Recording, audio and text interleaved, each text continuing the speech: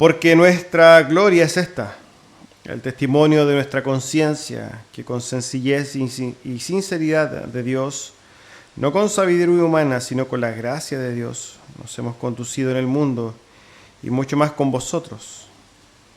Porque no os escribimos otras cosas de las que leéis, o también entendéis, y espero que hasta el fin les entenderéis, como también en parte habéis entendido que somos vuestra gloria, así como también vosotros la nuestra para el día del Señor Jesús. Con esta confianza quise ir primero a vosotros, para que tuvieseis una segunda gracia, y por vosotros pasar a Macedonia, y de Macedonia venir otra vez a vosotros, y ser encaminado por vosotros a Judea. Así que al proponerme esto, usé quizás de ligereza, o lo que pienso hacer, lo pienso según la carne, para que haya en mí sí y no. Mas, como Dios es fiel, nuestra palabra a vosotros no es sí y no, porque el Hijo de Dios, Jesucristo, que entre vosotros ha sido predicado por nosotros, por mí, por Silvano y Timoteo, no ha sido sí y no, mas ha sido sí en Él, porque todas las promesas de Dios son en Él sí y en Él amén, por medio de nosotros, para la gloria de Dios. Y el que nos confirma con vosotros en Cristo, y el que nos ungió es Dios, el cual también nos ha sellado y nos ha dado las arras del Espíritu en nuestros corazones. Mas yo invoco a Dios por testigo sobre mi alma, que por ser indulgente con vosotros no he pasado todavía a Corinto. No que nos enseñoremos de vuestra fe, sino que colaboramos para vuestro gozo, porque por la fe estáis firmes. Amén. Hermanos, tome asiento.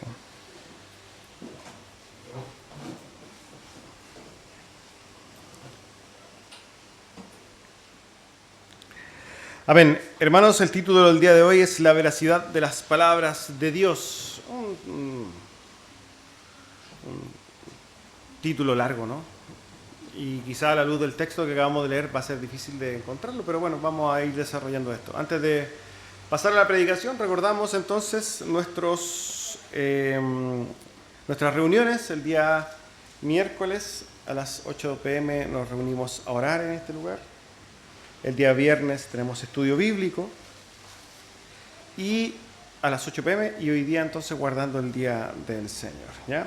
Ahora, a modo de contexto o de introducción, ya sabemos entonces que estamos en el capítulo 1 de la primera carta a los Corintios, perdón, de la segunda carta a los Corintios, capítulo 1.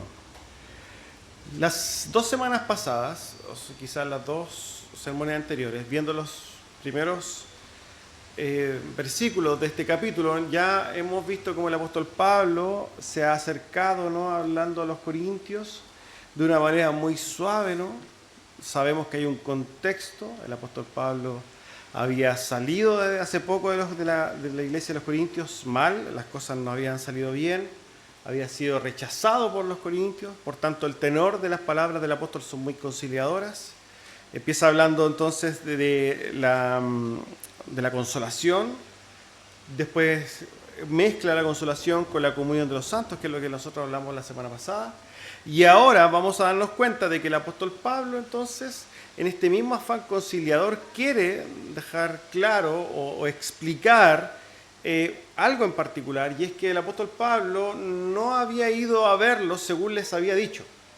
Y entonces comienza entonces a dar una explicación que está llena entonces de pequeñas enseñanzas que nosotros vamos a tratar de ir viendo, pero que vamos a enfatizar justamente, vamos a enfatizarlo en virtud del título de este sermón.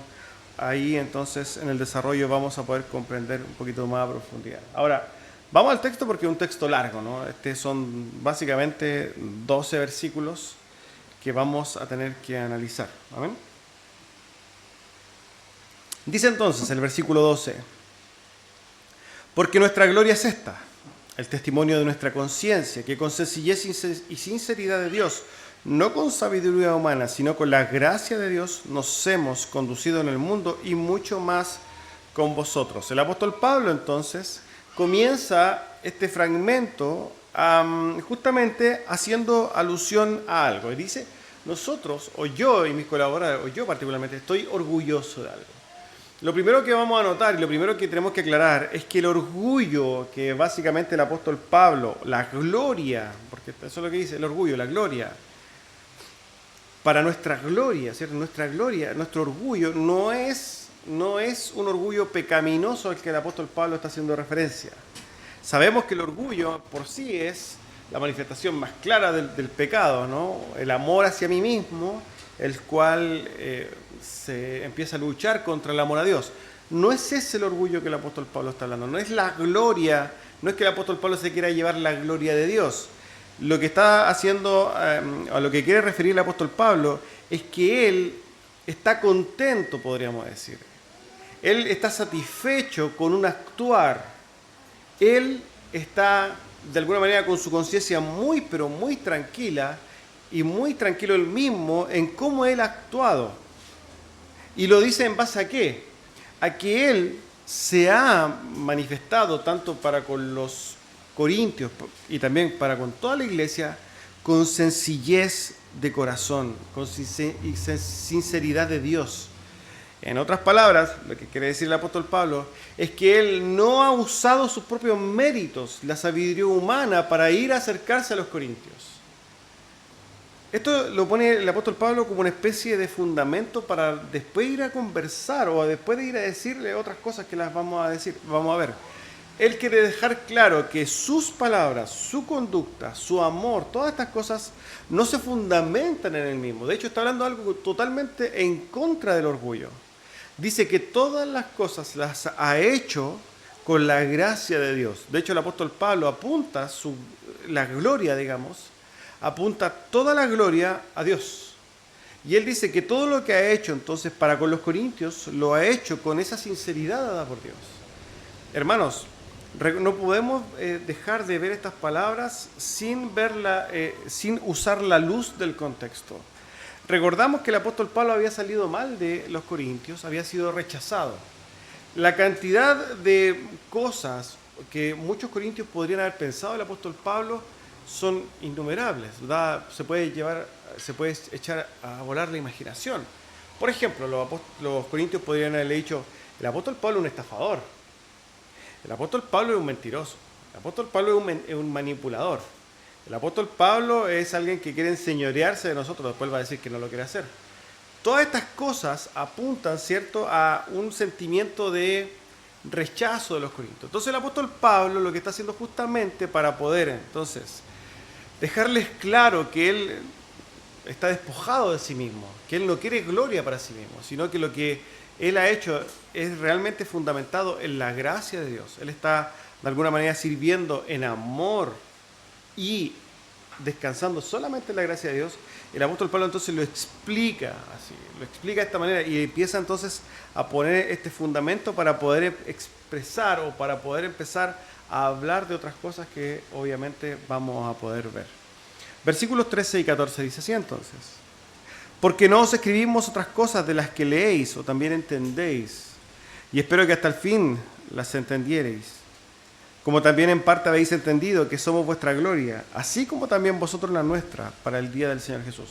La traducción de la Reina Valera es bastante confusa, ¿no?, respecto en este texto, pero vamos a tratar de parafrasearlo y darlo a entender. El apóstol Pablo en primer lugar dice que él no ha escrito cosas confusas. Si bien podemos decir que el apóstol Pedro dice que incluso las cartas del apóstol Pablo son confusas y que muchos las tuercen como las otras escrituras, el apóstol Pablo deja claro que lo que le ha escrito, tanto en la primera carta que nosotros leímos, como en esa segunda carta que nosotros sabemos que se perdió y que nosotros sabemos que debe haber sido muy mal interpretada, y ese es el punto, el apóstol Pablo entonces dice: yo la verdad es que he escrito de manera transparente, he escrito de manera entendible. Ahora, también admite el apóstol Pablo que los corintios no han podido entender todas las palabras de él. Dice que las han entendido en parte. Y empieza también a relacionar esto. Ustedes entienden las palabras que yo les he escrito en parte, como también en parte nomás ustedes entienden algo. Ustedes son mi gloria y yo también soy la gloria vuestra. Recordemos que el apóstol Pablo también está hablando de la comunión. Detrás de esto, como telón de fondo, lo que quiere el apóstol Pablo es conciliar. Lo que quiere el apóstol Pablo es realmente establecer esta comunión, ¿no? Y él le manifiesta claramente, ustedes son mi gloria, en el sentido de que él está muy orgulloso de ellos. El apóstol Pablo ha mostrado por sus cartas, por sus palabras, que él ama a los corintios, ¿no? Y también entiende que hay muchos corintios que también lo aman a él. Ahora, él dice que estas dos cosas, tanto el entendimiento de sus palabras como el amor, son parciales.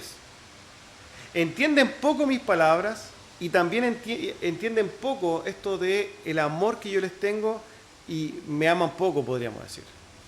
Pero ¿qué es lo que está manifestando? Yo espero que ustedes, por favor, entiendan realmente mis palabras.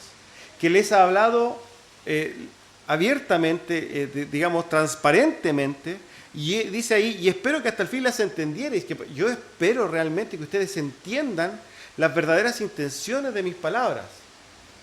De hecho, hay algunas personas que dicen que la segunda carta a los Corintios fue tan mal interpretada y que por eso entonces se perdió, porque ya no está. ¿Cuál era la realidad de las cartas paulinas y de las cartas en general del primer siglo? Es que el apóstol Pablo escribe la primera carta a los Corintios, los Corintios la recibían, pero después las pasaban a otra iglesia. Y todas las iglesias empezaban a leer la primera carta a los Corintios. Ahora, esta segunda carta, que es la carta que no tenemos, ¿cierto? Es una carta que algunos dicen que fue tan mal entendida de que la escondieron y nunca nadie más la vio. ¿Por qué? Porque quizás era muy dura. De hecho, no está esa carta. El apóstol Pablo entonces en base a eso dice, ustedes no me han entendido, yo espero que realmente entiendan cuáles son mis intenciones. Ya el apóstol Pablo entonces empieza a mostrar cuáles son sus verdaderas intenciones para con los corintios. Yo me he acercado con sinceridad de Dios a ustedes, con sencillez. Ahora, esta parte, este tema de la comunión, que también se entiende poco, del amor, de que ellos son la gloria de Pablo y Pablo es la gloria de ellos, también debe ser algo que debe llegar a ser entendido de manera total. ¿Y cuándo va a ser, entendida? ¿Cuándo se va a poder contemplar en su máxima expresión? El apóstol Pablo entonces dice, para el día del Señor. Ahora, claramente nosotros podríamos pensar que para el día del Señor, ¿cierto? Todas las cosas las podremos ver de manera correcta, y ahí no solamente ellos van a tener entendimiento total de las Escrituras, ¿cierto? Sino que realmente van a poder comprender esta unión espiritual que había entre los corintios y el apóstol Pablo. Si nosotros vemos lo que el apóstol Pablo está tratando de hacer, entonces, es de cimentar una comunión, una relación, transparentándose a sí mismo, diciendo yo hablo en nombre de Dios, yo no tengo segundas intenciones, y segundo, entonces, esta comunión que nosotros tenemos, tanto yo con ustedes como corintios, debe ser algo que yo entiendo, dice el apóstol Pablo, que existe.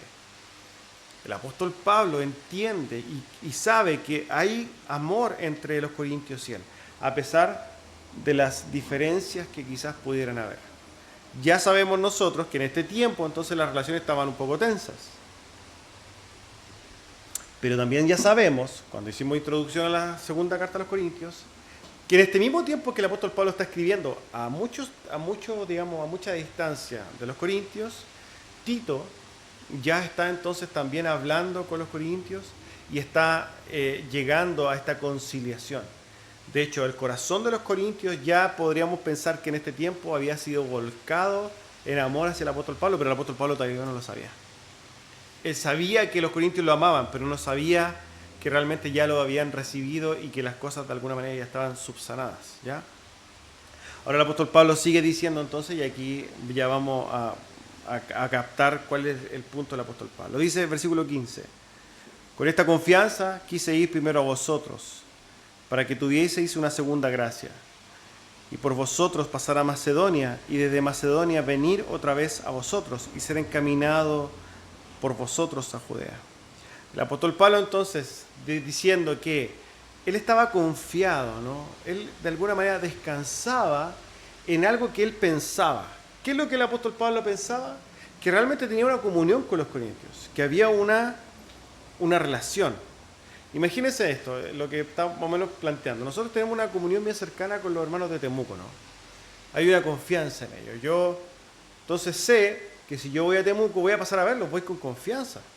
Bueno, lo mismo está diciendo el apóstol Pablo. En esa confianza que yo tengo con una relación con ustedes, yo tenía pensado pasar a verlos a ustedes 2 veces. Cuando iba a Macedonia iba a estar y después de Macedonia iba a volver a estar con ustedes. Ese era el anhelo del apóstol Pablo. Ese era el deseo que quizás el apóstol Pablo entonces había manifestado a algunos corintios en persona. Pero ¿cuál es el problema? Que esto no se llevó a cabo. Ya sabemos que el apóstol Pablo pasó a Corintio, las cosas no estuvieron bien, y el apóstol Pablo no fue a Macedonia para pasar de vuelta. De hecho, se desvió y se fue a Éfeso. Esto es lo que sucedió. Entonces el apóstol Pablo está diciendo aquí, miren, yo tenía en plan, ¿no?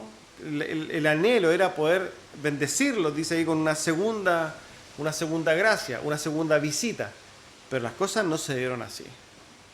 Los planes, podríamos decir, no surgieron como él los tenía planeados. Ahora, ¿cuál es el punto de esto? Él decía entonces que quería pasar a ver a los corintios en camino a Macedonia, después de Macedonia pasar a los corintios de vuelta, ¿para qué? Para que ellos lo encaminaran a Judea. Esto era algo muy común en el primer siglo, ¿no? Los apóstoles y consiervos o colaboradores del apóstol Pablo y de los otros apóstoles, era muy común que llegaran a una iglesia, la iglesia los sostuviera, porque hermanos, en general ellos no trabajaban, sino que se llegaban a la hora, los sostenieran y los encaminasen. Y encaminasen no solamente significa lo voy a acompañar de aquí a Gran Avenida, no. Era llevarlos y proveer las cosas necesarias. Entonces el apóstol Pablo sabía que la confianza que tenía con ellos, no solamente iba a visitarlos 2 veces, sino que iba a tener de parte de los corintios el apoyo para poder llevar, ¿cierto? Para poder sustentar su viaje a Judea. Pero ya sabemos que estas cosas no sucedieron así. No sucedieron así, ¿cierto? ¿Por qué? Porque no se cumplieron. ¿Por qué? Porque Dios tenía determinadas otras cosas. Porque las circunstancias no se pudieron cumplir. Y es en ese sentido que el apóstol Pablo entonces empieza a defenderse. Y empieza a darle explicaciones. Versículo 17. Así que dice, al proponerme esto, ¿usé quizás de ligereza? Pregunta el apóstol Pablo. ¿O lo que pienso hacer, lo pienso según la carne, para que haya en mí sí y no? El apóstol Pablo entonces empieza a defenderse de esta manera. Vamos a tratar de parafrasearlo. Él dice, ¿ustedes creen que yo mis planes los hago de manera ligera? O sea, ¿ustedes piensan de alguna manera que en mí hay un sí y un no? En otras palabras, que yo les dije que iba a ir 2 veces, pero la verdad es que no quería ir 2 veces. ¿Ustedes piensan que yo tomo hago mis decisiones según la carne? En otras palabras, que mis decisiones son carnales. Lo que hay detrás de esto es el hecho de que la imagen de algunos corintios era que el apóstol Pablo era un mentiroso, un engañador, un hombre que se comprometía sabiendo que no lo iba a hacer. Lo que está diciendo el apóstol Pablo es, yo no miento, no hay doblez en mí, es lo que el apóstol Pablo está diciendo. Si es que yo no pude ir 2 veces, no fue porque yo tenía deliberadamente planeado engañarlos, sino que yo no pude volver porque algo sucedió que me limitó. Pero yo no soy alguien que ande, digamos, escondiendo cosas. Yo no hablo con doblez. Esa es la defensa del apóstol Pablo. Ahora, estas palabras del apóstol Pablo y esa forma de usar el sí y el no, claramente nos hace referencia y nos recuerda a las palabras de Jesús, ¿no? Mateo 5, versículo 33 al 37, dice así. Además habéis oído que fue dicho a los antiguos, no perjurarás, sino cumplirás al Señor tus juramentos. Pero yo os digo, no juréis en ninguna manera, ni por el cielo, ni porque es el trono de Dios, ni por la tierra, porque es el estrado de sus pies, ni por Jerusalén, porque es la ciudad del gran rey. Ni por tu cabeza jurarás, porque no puedes hacer blanco o negro un solo cabello. Pero sea vuestro hablar sí, sí, no, no, porque lo que es más de esto, de mal procede. El mismo Señor Jesucristo nos enseña algo ahí a nosotros como creyentes, y el apóstol Pablo también lo entiende así. Muchas veces nosotros entonces decimos sí sabiendo que no podemos cumplir. Y juramos muchas veces diciendo voy a hacer sin la capacidad siquiera de poder hacerlo, ¿no? Hermanos, el apóstol Pablo dice, él no es esa clase de personas. Yo no ando con una dualidad. Y tampoco entonces, en términos de aplicación, para nosotros no debería ser nunca así esto. Nosotros deberíamos ser sí cuando podemos hacer las cosas y comprometernos cuando sabemos que lo vamos a hacer y disponernos para hacer las cosas. Y decir no cuando no, hermanos. Nosotros deberíamos siempre ser de una línea en ese sentido. Ahora, está de moda hoy día mentir, ¿no? Para hoy día mentir no es, ni siquiera es pecado para el mundo. Antes mentir era algo malo. De hecho, hoy día, ¿qué es lo que está de moda, no? Tenemos que firmar todas las cosas. O grabarlas, básicamente. ¿Por qué? Porque ya nadie reconoce su palabra. Ese término de la veracidad de la palabra hoy día no existe. Esa firmeza, ¿no? Ese compromiso de hombres ya no existe en este mundo. Y el apóstol Pablo, entonces, diciendo esto, dice, yo cuando digo sí, es sí. Y si es que no puedo cumplir, porque realmente no pude cumplir, no es porque yo haya querido, sino que pueden haber circunstancias que no permitan cumplir mis compromisos. Eso es normal, hermanos. Yo le digo, mañana voy a estar acá, y yo realmente quiero estar mañana, pero si mañana me atropellan, yo no puedo estar ahí. Y eso no me hace mentiroso, ¿no? Eso se genera una dificultad que se me hace imposible. Pero yo de mi corazón, y esto tiene que ver con el corazón, yo en mi corazón me dispuse a hacerlo de verdad.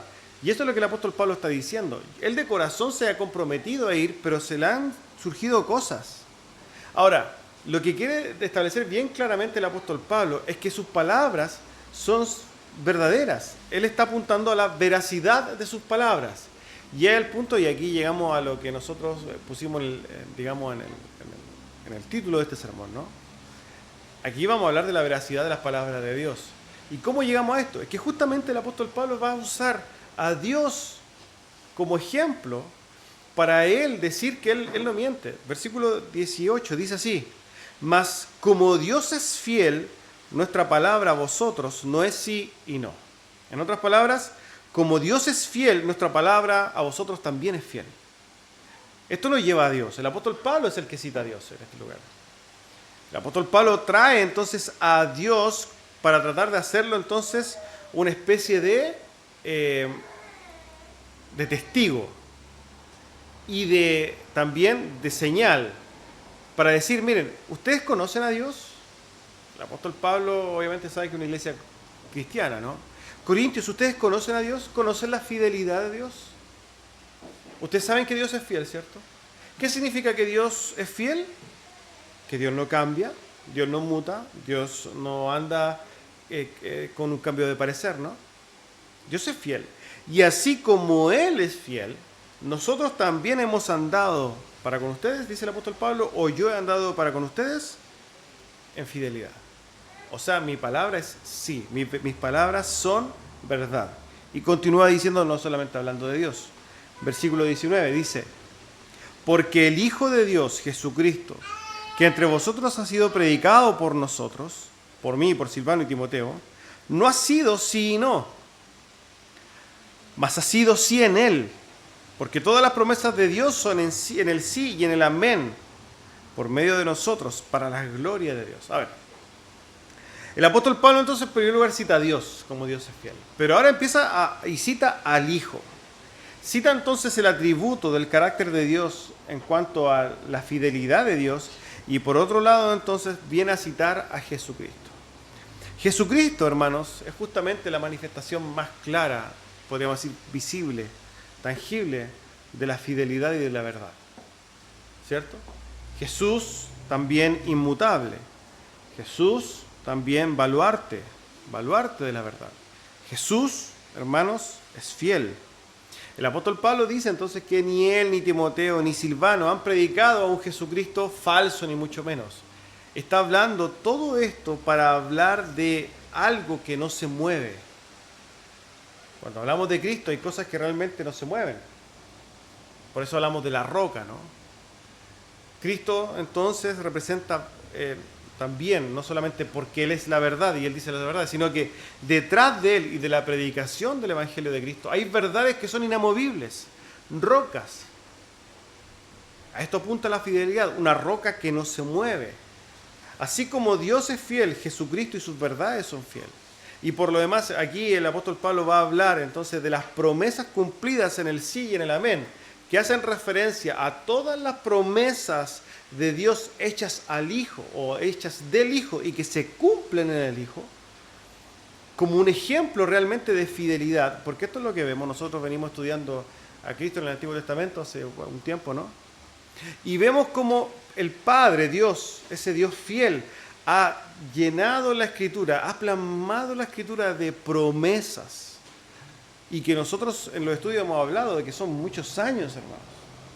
Nosotros hacemos una promesa el año pasado y ya se nos olvidó este año, ¿no? Pero Dios ha hecho promesas en años, en miles de años, pero no se olvida de sus promesas. Pasan miles, cientos de años y las promesas de Dios no se olvidan. Y es tanto así que no se olvidan que se cumplieron en Cristo. El apóstol Pablo entonces toma esa fidelidad de Dios y dice que ese Dios que es fiel y que no miente, ¿cierto? Es testigo y ejemplo de Él como apóstol que Él no miente. Ahora, nosotros de una manera quizás, de una perspectiva, de una aplicación respecto a esto, y pensando justamente en la fidelidad de Dios, creo que es muy pertinente, ¿no?, poder meditar justamente en este atributo de Dios, su fidelidad. ¿Y por qué? Porque pensando en la fidelidad de Dios, amados hermanos, yo me he dado cuenta de algo. Cuando nosotros estamos en prosperidad, en tranquilidad, en paz, cuando todas las cosas salen bien, es muy fácil decir Dios es fiel, ¿cierto? Con mucha tranquilidad decimos Dios es fiel. Y lo recordamos, Dios es fiel. Lo repetimos, Dios es fiel. Pero cuando realmente nosotros estamos pasando tribulación, angustia, dolores, es algo casi irónico que se nos olvida este atributo de la fidelidad de Dios. Siendo que cuando estamos justamente en esos momentos de dificultades es cuando más debemos recordar estos atributos que son una roca para nuestra fe y decir, Dios es fiel en los momentos de angustia, en los momentos más difíciles. Ahí es cuando más tenemos que recordar que Dios es fiel. Y meditemos en qué significa entonces que Dios es fiel. Hermanos, es que Dios no cambia. Dios no es como nosotros, ¿cierto? Para que un día diga una cosa y después diga otra. Dios no tiene dobles disposiciones. Dios no sufre cambios de ánimo como nosotros. Dios no determina las cosas, ¿cierto?, en virtud de su estado de ánimo. Dios no pierde la memoria como nosotros, hermanos. Dios no se distrae de la realidad porque está pendiente de otras cosas.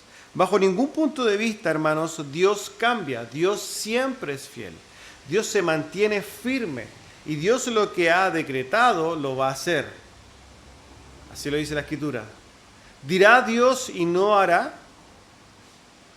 Es una pregunta importante.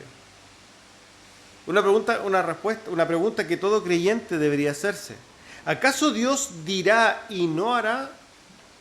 Porque si Dios dice y no va a hacer, y yo no tengo la certeza absoluta de que Dios va a hacer, entonces, hermanos, nuestra fe va a empezar a tambalear y nuestro fundamento, nuestro piso se transformará en un hielo quebradizo en el cual nos vamos a caer en cualquier momento. Pero la fidelidad de Dios, eso es lo que hace, hermanos.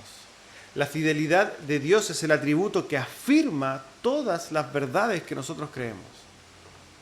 La fidelidad de Dios, hermanos, es algo que nosotros debemos meditar continuamente. ¿Por qué? Porque es por la fidelidad de Dios que nosotros hoy día podemos pegarle al piso sin movernos.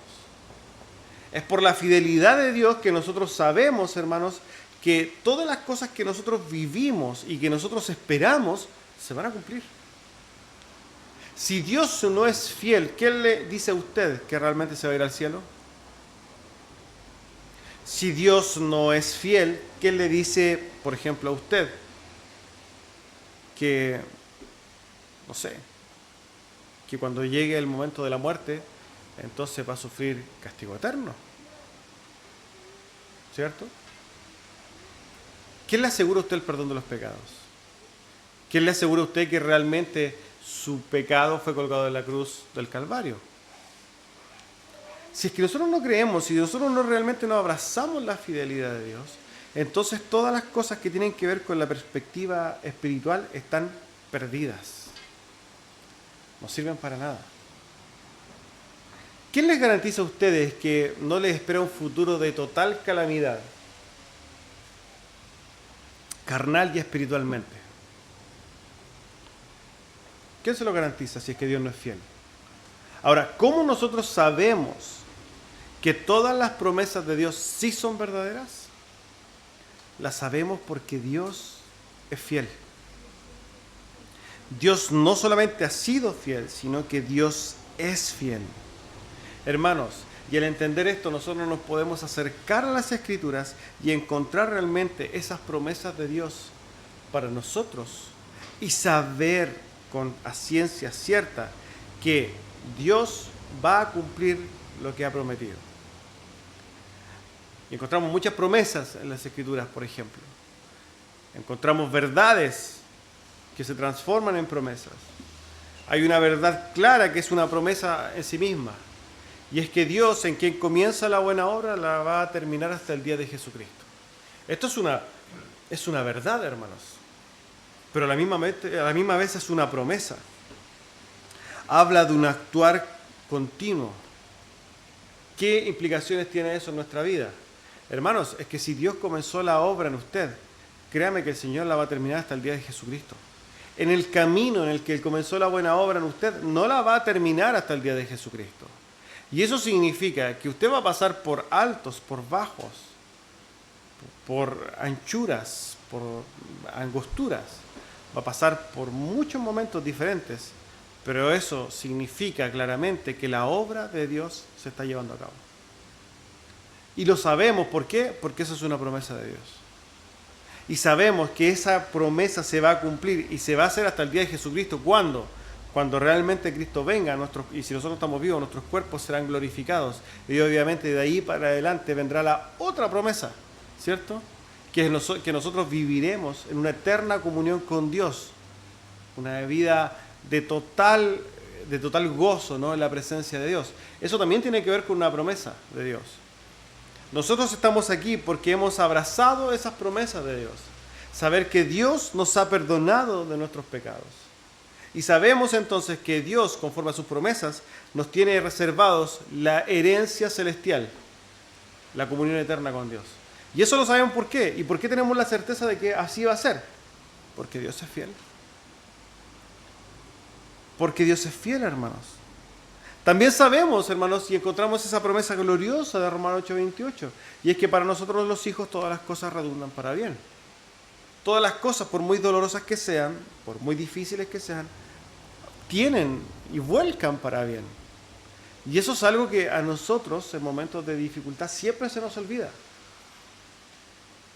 Tendemos a ahogarnos, ¿no?, en esa dificultad sin entender que Dios detrás de todas las cosas, y ojo, que Dios está en control de todas las cosas, porque Dios siempre está en control, porque Dios en su fidelidad ha determinado, ¿cierto?, ha declarado su soberanía, y esa es una verdad también inamovible. Dios siempre, hermanos, va a ser soberano. No solamente Dios siempre va a ser soberano porque no cambia, siempre será todopoderoso, siempre será omnisciente, siempre será santo, siempre será justo, siempre será bondadoso, etcétera, etcétera, etcétera. Y esas verdades las sabemos porque Dios es fiel. Ahora, sabemos por tanto que Dios, como siempre es soberano y siempre será soberano sobre todas las cosas, nada se le escapa de sus manos.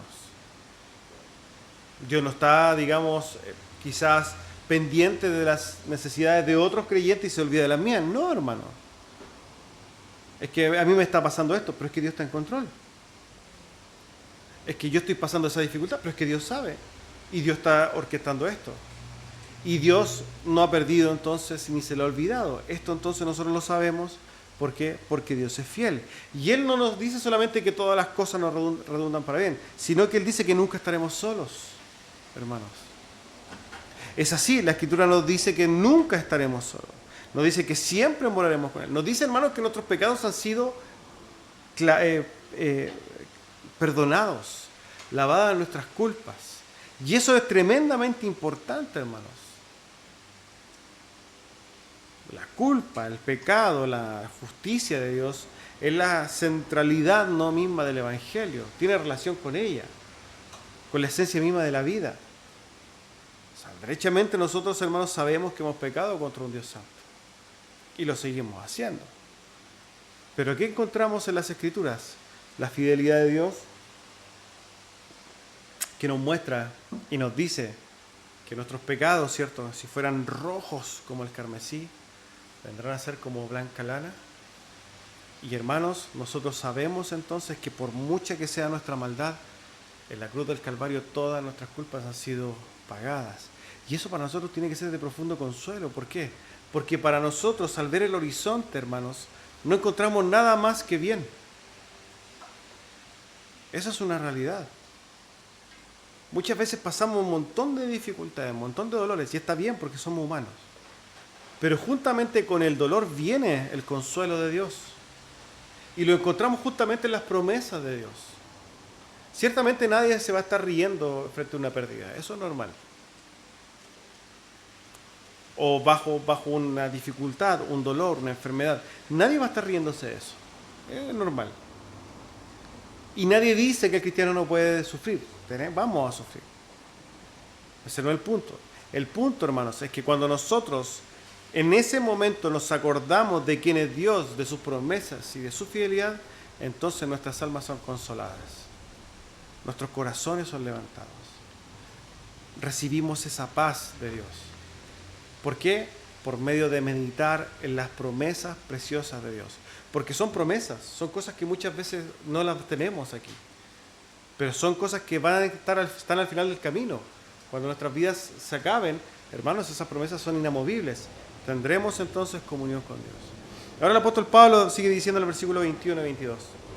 Y el que nos confirma con vosotros en Cristo, y el que nos ungió es Dios, el cual también nos ha sellado y nos ha dado la zarra del Espíritu en nuestros corazones. Si bien el apóstol Pablo, hermanos, aquí está tratando de dar a entender a los corintios que su llamado es de Dios, y que por tanto él en su llamado y en su orar es verdadero, ¿cierto? Vemos entonces de manera secundaria una verdad maravillosa de las Escrituras. Y es donde quizás quiero poner más atención. Y es justamente en lo que el apóstol Pablo habla de la obra de Dios en nosotros. El apóstol Pablo dice que el que los confirma es Cristo, ciertamente, y el que los unge es Dios. Pero hablando justamente de esa unción y de la confirmación, todas estas cosas se dan por medio del sello, por medio del derramamiento del Espíritu Santo en nuestros corazones. Y esto, hermanos amados, es tremendamente significativo a la hora de comprender o de pensar en las promesas de Dios para los hijos, para sus hijos. ¿Saben por qué, hermano?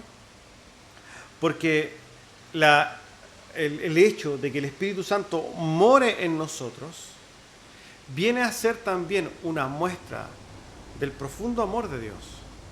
Y se lo explico por qué. Porque Dios podría habernos dejado solamente con sus promesas.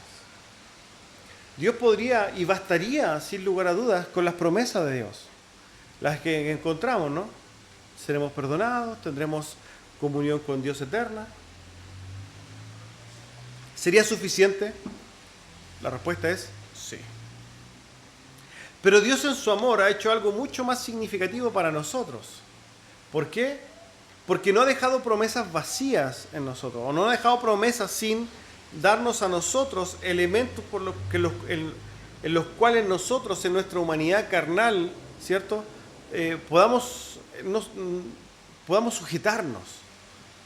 O sea, Él en su amor, como ha visto en nosotros que somos humanos, perversos en sí mismos, ¿cierto?, que luchamos con esta carne, ha sido tan bueno Dios que nos ha dejado estas cosas que son visibles, evidencias visibles, tangibles, que ya no solamente son promesas, sino que son garantías. Entonces, pensando en esto, Dios mismo nos ha dado el Espíritu Santo en nosotros. La obra del Espíritu Santo en nosotros Aquí el apóstol Pablo la describe como un arras, una garantía, un anticipo, ¿cierto? Una especie de pie. ¿Para qué? Para, primero, darnos a nosotros, en este sentido, podría decir, un adelanto que para nosotros nos garantiza y nos dice, esto es de verdad. Cuando nosotros vemos la obra del Espíritu Santo en nosotros, podemos decir, es que hermano, si es que Dios nos ha dado esto en nuestros corazones, significa entonces que todas las verdades que vienen también son reales. Dios en su amor entonces nos da el Espíritu Santo para darnos una serie de vivencias y cosas que nosotros podemos ver de manera tangible para que podamos poner los ojos en las cosas celestiales. Difícilmente, hermanos, sería el hecho, o más difícil sería poner nuestros ojos en las cosas celestiales si es que no vemos elementos que para nosotros nos sujeten. Pero Dios, en su amor, se ha dado a sí mismo por medio del Espíritu Santo. Y hermanos, cuando hablamos de cosas tangibles, realmente nosotros sí tenemos cosas tangibles por medio del Espíritu Santo. Y que podemos verlas y que quizás son tan, para nosotros, normales que se nos olvida. Y las dejamos de ver. Pero el Espíritu Santo, por ejemplo, es quien nos va a llenar de una paz que sobrepasa todo entendimiento cuando nosotros nos vayamos a los pies de Dios, ¿cierto?, en momentos de afán. Cuando nosotros hemos tenido momentos de profundo afán, de profunda quizás ansiedad, ¿no? Y esto es una pregunta que le hago a cada uno de ustedes. ¿Ha ido entonces a las rodillas en oración y ha recibido el consuelo entonces y esa paz que sobrepasa todo entendimiento en sus corazones?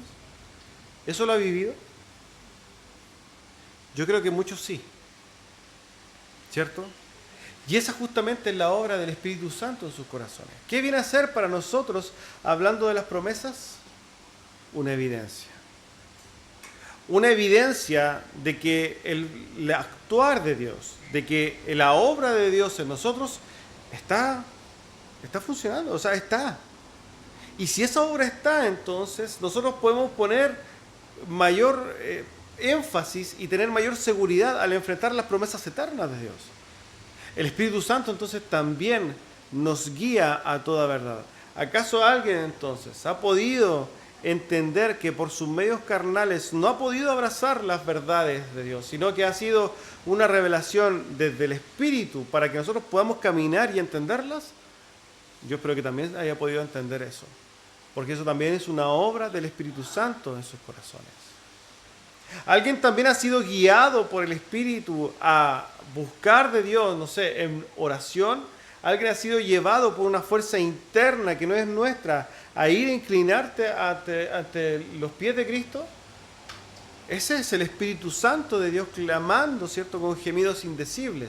Y es una obra, una evidencia en sus corazones de que el actuar de Dios está actuando, está ahí.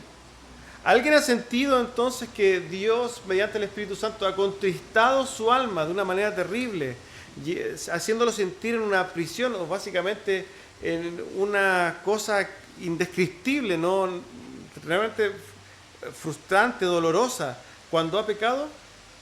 Ese no es la conciencia, hermanos, ese es el Espíritu Santo de Dios obrando en su corazón. Y eso es una evidencia, hermanos, ¿de qué?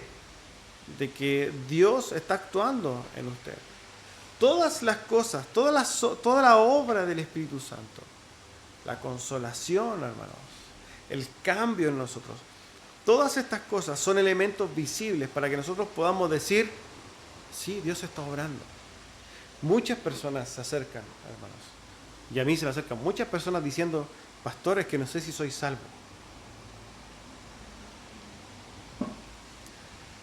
Y es normal cuando luchamos contra una condición pecaminosa. Pero hermanos, si nosotros entendemos esto a la luz de la obra de Dios en el corazón de los creyentes, usted tiene que poner atención a esas evidencias. Mire esas evidencias. ¿Están en su vida? Porque si están en su vida, entonces, y están correctamente entendidas. Si son así, entonces usted es salvo. ¿Por qué? Porque el Espíritu Santo no es que mora y después se vaya. El Espíritu Santo mora y se queda. El Espíritu Santo, cuando obra en la vida de las personas, entonces es básicamente la consumación de que Dios, en quien comenzó la buena obra, va a terminarla hasta el día de Jesucristo. En otras palabras, si usted entonces ha sido moldeado, si su vida ha sido cambiada por el Espíritu Santo en su vida, esto es una evidencia de que efectivamente Dios está obrando. Que usted obviamente puede entonces tener paz y descansar.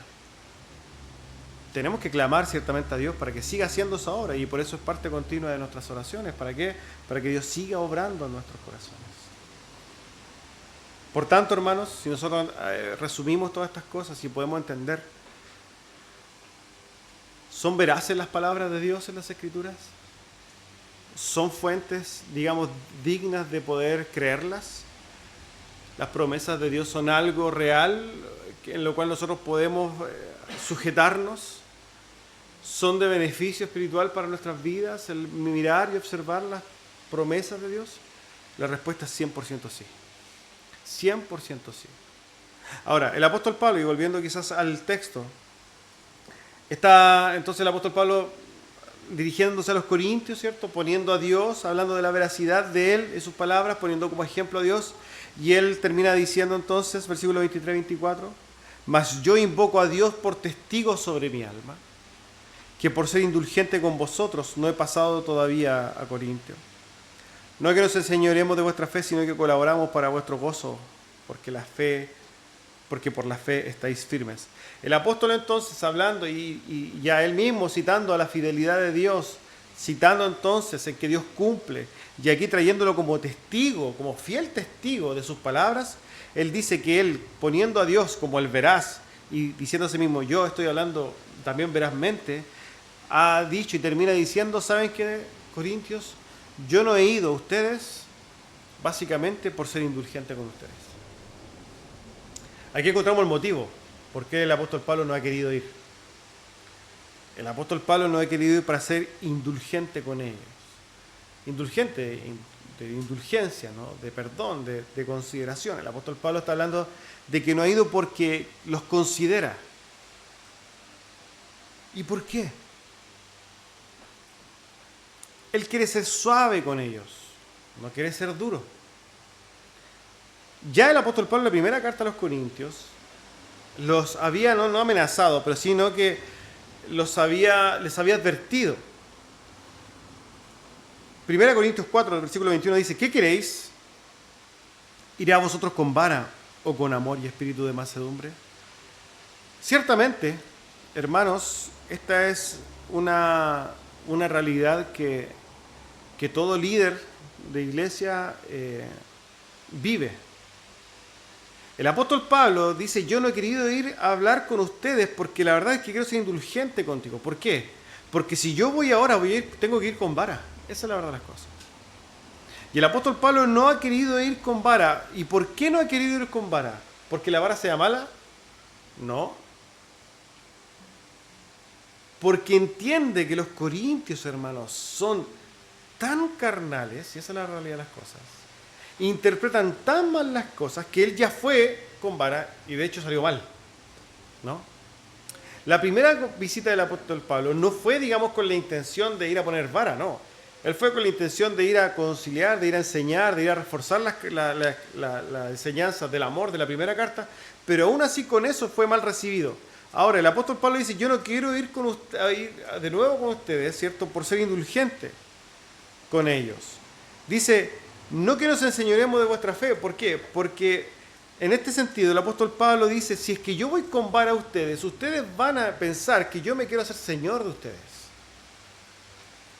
Si yo voy a ustedes entonces ahora con vara a ustedes, que malinterpretan todas las cosas, esto es lo que podemos nosotros inferir, los corintios van a decir, el apóstol Pablo viene a hacerse líder del ejército. Y el apóstol Pablo dice claramente que esa no es su intención. La única intención del apóstol Pablo es colaborar para vuestro gozo, porque por la fe estáis firmes. En otras palabras, él está diciendo que el único afán de escribirles, de estar pendiente de ellos, de buscar comunión, es la prosperidad espiritual de ellos, el bienestar. Pero como los corintios ya sabemos que están a la defensiva, que entiende mal, recordemos el contexto, ellos están a la defensiva, el apóstol Pablo dice, yo me abstengo de esto, entonces ¿para qué? Para que no se estropee esto. Bueno, hemos dicho, y hice referencia recién, a que esto tiene que ver también con una enseñanza para el liderazgo de la iglesia, y esto a modo de aplicación quizás. Es típico, hermanos, para cualquier persona que está en un gobierno de una iglesia, particularmente los pastores, que son los encargados de exhortar, esto es una realidad continua. Lamentablemente muchas veces hay que ir a los hermanos con vara, y no significa que el pastor les va a pegar, sino que va a hablarles de manera dura, ¿no? Y el punto es que cuando el pastor va a hablar de manera dura, uno nunca sabe cómo va a reaccionar una persona. Nunca. Se puede ver incluso muy espiritual, muy humilde, pero hermanos, la experiencia nos va a entender que las personas reaccionan de maneras muy, muy raras. Incluso muchos agachan la cabeza y dicen sí, sí, y después arman un infierno detrás. Yo, hermanos, yo espero de corazón, y esto es quizás aprovecho la aplicación, de que nosotros entendamos que cualquier persona que realmente es llamada por Dios, al momento de exhortar a alguien, nunca tiene el afán de enseñorearse de ellos como el apóstol Pablo, sino que tiene el mismo afán que el apóstol Pablo. ¿Cuál es? La salud espiritual, el bienestar espiritual, la prosperidad espiritual. En ese sentido, cuando el pastor o alguien, o pastor, ya para los que están viendo, si tiene otro pastor, no sé, se acerca a hablarles y de manera quizá va a ser dura, ¿no? Siempre va a ser con el afán de su bienestar. Alguien podría hablar, no, es que no es la forma, eso es otra lectura. Quizás las formas, somos personas y muchas veces, incluso el pastor puede tener mucha mansedumbre, pero somos humanos, ¿verdad? Entonces podemos también equivocarnos en las formas, pero el afán, el corazón, el espíritu con que un siervo de Dios se acerca a los hermanos para hablar verdades que muchas veces son incómodas, son con el afán de la prosperidad espiritual. Por tanto, yo los invito a que cada vez que un pastor los llame, o el pastor, su pastor, en este caso yo, o a los que están viendo afuera, los llame a alguien o su pastor a hablar, usted inmediatamente ponga un espíritu de mansedumbre para escuchar, para oír y para quizás también aceptar las verdades que quizás no está dispuesto a oír, pero que son necesarias. Amén. Hermanos, concluimos con esto, así que les invito a que podamos orar. Fue un sermón un poco largo hoy día, pero el texto era largo. Vamos a orar al Señor.